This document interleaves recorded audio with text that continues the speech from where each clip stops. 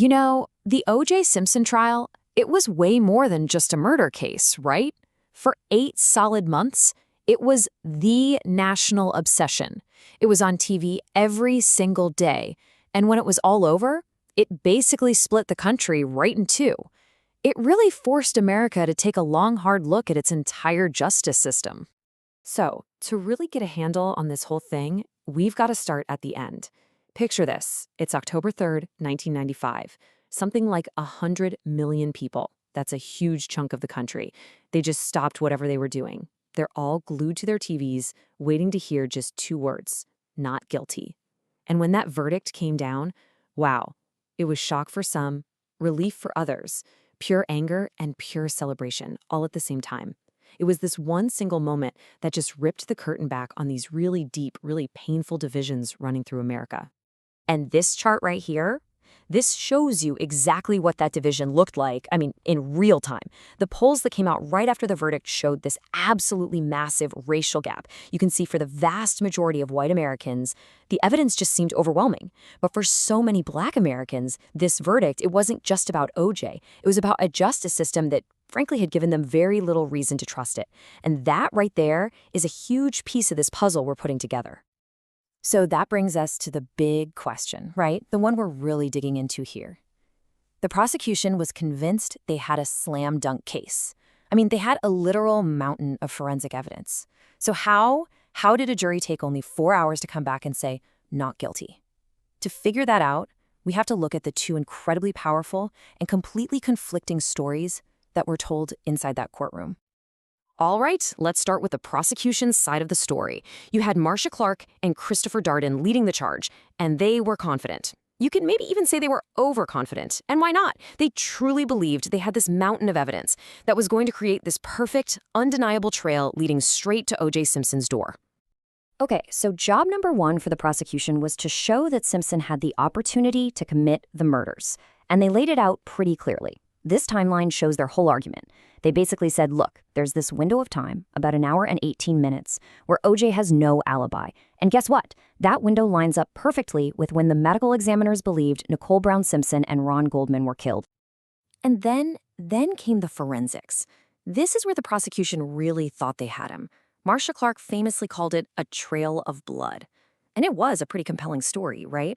They were connecting the dots from the crime scene itself to his white Ford Bronco, and then all the way back to his own house, to a pair of bloody socks just sitting on his bedroom floor. On the surface, it just seemed irrefutable. How do you get around that? And this was supposed to be the knockout punch, the DNA. They presented it as just pure, cold scientific certainty. Get a load of this number. The odds of a mismatch on a key piece of evidence were 1 in 9.7 billion, with a B. The prosecution's argument was simple. There's only one person on the entire planet that blood could belong to. So yeah, how on earth do you argue with it? Okay, so now let's flip the script. How did the defense possibly respond to all this? Well, Simpson's dream team of lawyers, with Johnny Cochran at the helm, they were smart. They knew they couldn't just wave a magic wand and make all that evidence disappear, so they did the next best thing. They decided to attack the credibility of the evidence and, even more importantly, the credibility of the people who collected it. And this right here, this was their mantra: compromised, contaminated, and corrupted. They repeated it over and over.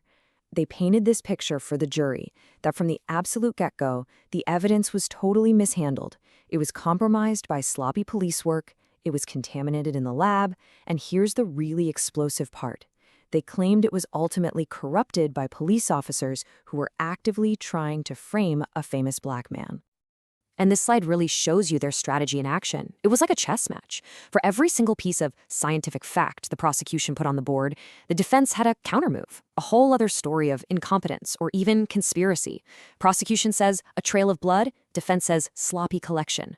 Prosecution says impossible DNA odds, defense says lab contamination. Key evidence found? Nope, it was planted.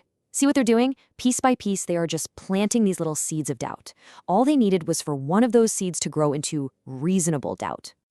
But all these technical arguments about DNA and police procedure, they can get kind of boring for a jury. The defense knew they needed something more. They needed one single, powerful, visual moment, something the jury would take home with them and never, ever forget. And incredibly, in a move that people still debate to this day, the prosecutor, Christopher Darden, basically just handed it to them on a silver platter. And there it is, the image that everyone remembers, as O.J. Simpson is up there, struggling, trying to pull this shrunken, bloody leather glove over his hand.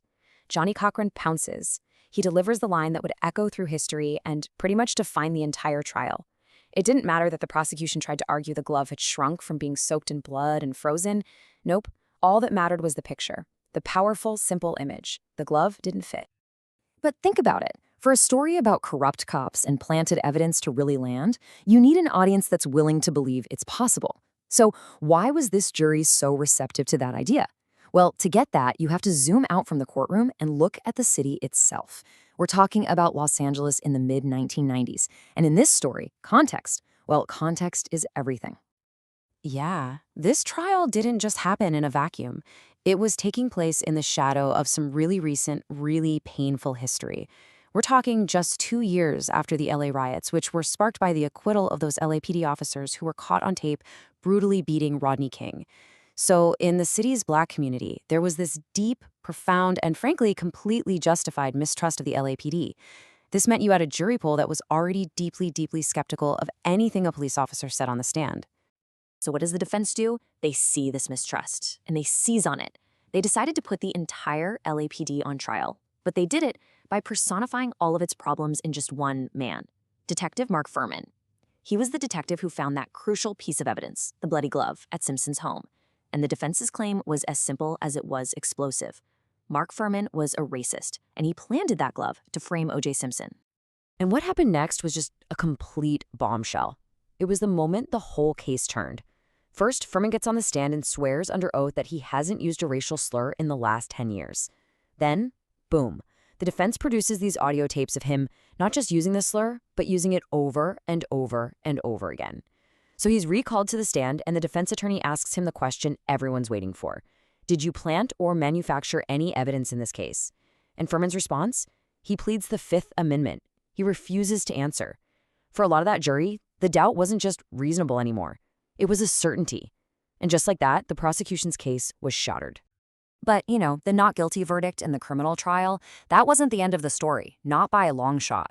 The families of Ron Goldman and Nicole Brown Simpson, they were determined to find some kind of justice, so they took their fight to a different kind of court, a civil court.